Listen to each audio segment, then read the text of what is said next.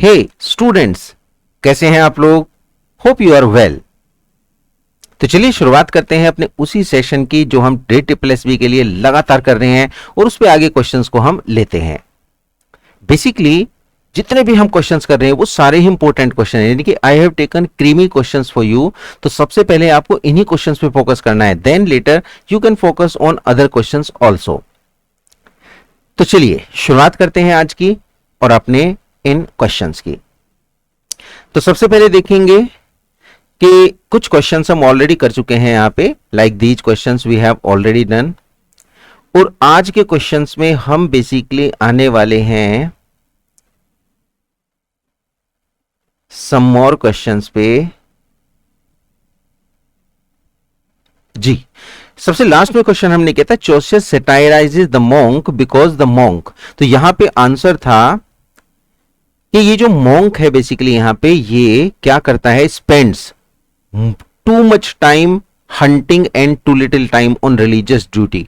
जबकि मॉन्क के लिए सबसे ज्यादा परफॉर्मेंस मेन क्या होना चाहिए, रिलीजियस ड्यूटी, बट वो उस पर ज्यादा टाइम स्पेंड नहीं करता, बल्कि किस पे करता है, हंटिंग पे, because he is fond of hunting. ये भी क्वेश्चन पूछा गया है कि मॉन्क बेसिकली किस चीज का फॉन्ड ऑफ है, तो वो किसका फॉन्ड ऑफ है, हंटिंग का।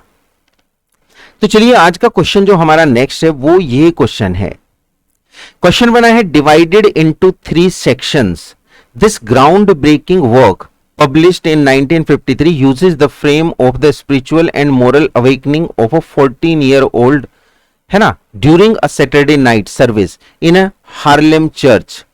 तो क्वेश्चन बना है यहाँ पे कि ये वर्क कौन सा है, यानी कि जिसमें एक 14 years old गाई होता है और वो कैसा होता है, सैटरडे नाइट में अवेक हो जाता है स्पिरिचुअल मॉरल चीजों के लिए। तो गाइस ये है जोरानियल हर्स्टन का है, their eyes are watching god, या फिर जेम्स बाल्डविन का है go tell it on the mountain, या फिर टोनी मोरिसन का है सॉन्ग ऑफ सोलोमन, या फिर रिचर्ड राइट का है नेटिव सन। मैं आपको बताता हूं ये क्वेश्चन अगर हम देखें तो 14 इयर्स ओल्ड के लिए 100% किस में जाएगा, B, James Baldwin's go tell it on the mountain. अब जरा इस क्वेश्चन की थोड़ी सी एक्सप्लेनेशन देख लेते हैं।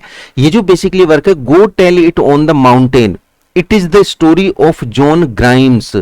आपको ध्यान रखना है इसका जो मेन कैरेक्टर है यानी कि प्रोटैगनिस्ट है वो कौन है, John Grimes.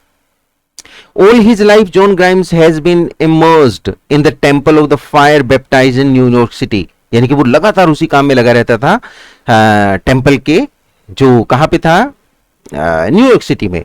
The oldest child in the family of the 4 children, he feels the weight of high expectations from his family, his church, his teachers and himself. यानी हम यहां पे देख सकते हैं ये 14 इयर्स का जो गाई है यानी कि जॉन ग्राइम्स, ये 4 बच्चों में सबसे बड़ा है और इसी पे सारी ड्यूटी यानी सारी एक्सपेक्टेशंस, चाहे फैमिली को है, टीचर्स को है, उसको खुद को है या फिर चर्च को है, वो सारी उसी से हैं। तो आंसर हमारा इसमें क्या जाएगा, 100% इट वुड बी बी। अब अगले क्वेश्चन की तरफ बढ़ते हैं 27। देखो यहां पे क्या है, चार्टिज्म दिया गया है। क्या दिया गया है, चार्टिज्म।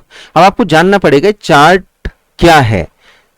यहां पे दिया गया, a political movement that took its name from the people's charter had 6 points, यानी कि एक ऐसा पॉलिटिकल मूवमेंट था जो लोगों के लिए था, लोगों का चार्टर था, उसमें 6 पॉइंट्स थे। कहता है इन 6 पॉइंट्स में से आइडेंटिफाई करना है one of the following from the list that is not a chartist.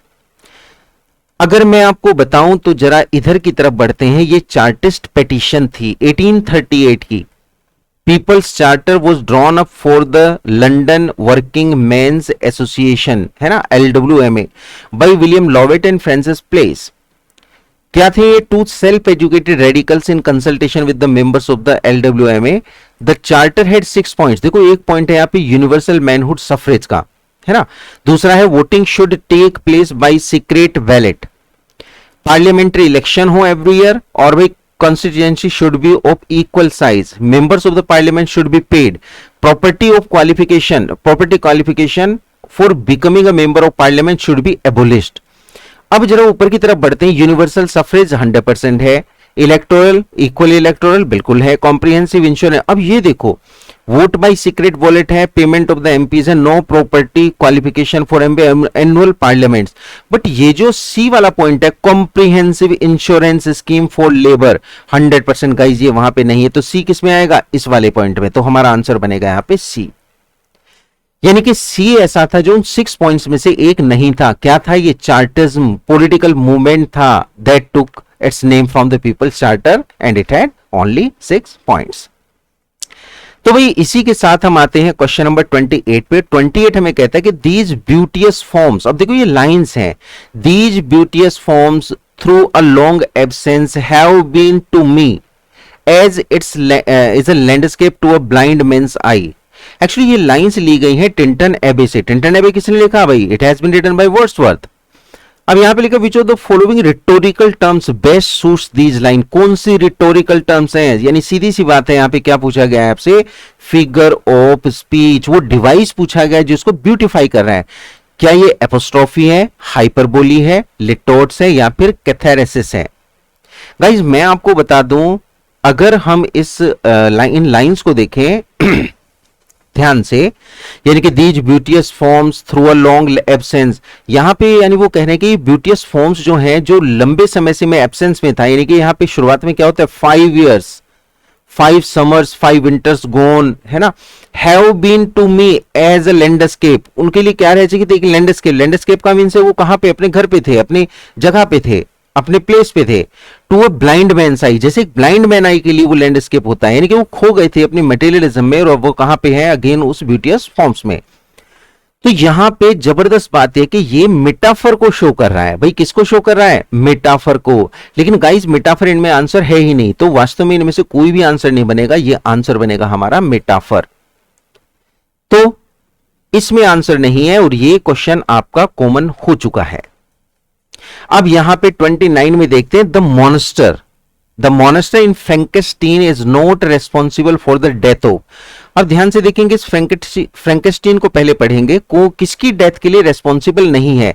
तो देखो यहां पे जस्टिन, क्लेवरल या फिर एलिजाबेथ, इन तीनों की ही डेथ के लिए वो रेस्पॉन्सिबल है, बट डी एल्फोंसे फ्रैंकेस्टीन, इसकी डेथ के लिए वो कहीं भी रेस्पॉन्सिबल नहीं है। अब जरा देखो ये है क्या, गाइस बड़े ध्यान से देखेंगे, मैरी है ना, मैरी शेली का लिखा गया ये एक वर्क है, बड़ा जबरदस्त वर्क है। Frankenstein tells the story of gifted scientist Victor Frankenstein. ये क्या करता है विक्टर फ्रैंकेस्टीन, ये एक मॉन्स्टर को बनाता है, ये अपना एक इन्वेंशन करता है, who succeeds in giving life to a being of his own creation, और इस क्रिएशन को, साइंटिफिक क्रिएशन को एक जीवन दे देता है। जबकि होता क्या है इसका उल्टा, वो एक्चुअली एक मॉन्स्टर बन जाता है। However this is not the perfect specimen he imagines that it will be, but rather a hideous creature, मतलब ये खतरनाक क्रिएचर हो जाता है, who is rejected by Victor and mankind in general. तो विक्टर से बच के भागता है और उसके बाद में मर्डर करता है, और ये ह्यूमैनिटी के लिए क्या बन जाता है, कर्स बन जाता है। यही फ्रैंकेस्टीन की कहानी है। तो देखो यहां पे बेसिकली अल्फोंसो फ्रैंकेस्टीन की डेथ के लिए या फिर उसे मर्डर के लिए जिम्मेदार नहीं है। आते हैं भाई क्वेश्चन नंबर 30 पे, which of the following plays of William Shakespeare is not directly referred to in T S. Eliot's the Waste Land. तो देखो वेस्टलैंड की बात की गई, मैंने आपको बताया वेस्टलैंड में कई सारे वर्क शेक्सपियर के कैसे किए गए, उनको रेफर किया गया है, जैसे हैमलेट हो गया, जैसे कॉर्लियनस हो गया, जैसे टेम्पेस्ट है। बट गाइज ये किंग लियर जो है, ये किंग लियर वहां पे डायरेक्टली प्रेजेंट नहीं किया गया है, रेफर नहीं किया गया है। तो आंसर हमारा क्या आ जाएगा यहां पे, बी। तो देखेंगे गाइज इस शॉर्ट सेशन में हमने सिर्फ 5 क्वेश्चंस को किया है। उम्मीद करता हूं कि ये 5 क्वेश्चन आपके लिए जबरदस्त होंगे, आप इन्हें बढ़िया से तैयार करके आए, और मिलते हैं नेक्स्ट वीडियो में। हैव अ ग्रेट टाइम, और वीडियो को लाइक जरूर करके जाएंगे।